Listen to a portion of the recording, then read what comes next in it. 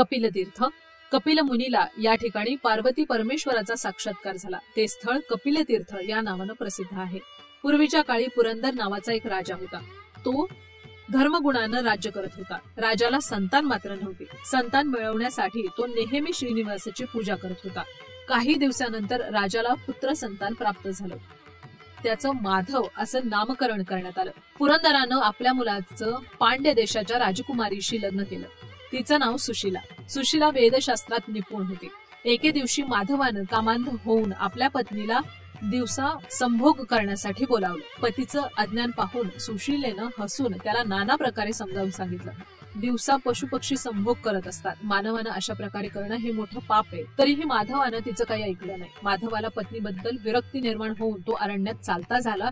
अरण्यात कुंतला नावाच्या सौंदर्यशील स्त्री बरोबर गांधर्व विवाह करून तो अरण्यातच तिच्या बरोबर राहू लागला.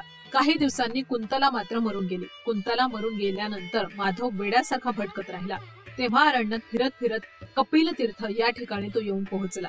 त्या तीर्थात स्नान करत असलेल्या यात्रिकांना पाहून माधवानं पण स्नान केलं. त्यांच्याबरोबर जाऊन श्रीनिवासाचं दर्शन त्याने घेतलं. तेव्हाच त्याला मोक्षप्राप्ती झाली.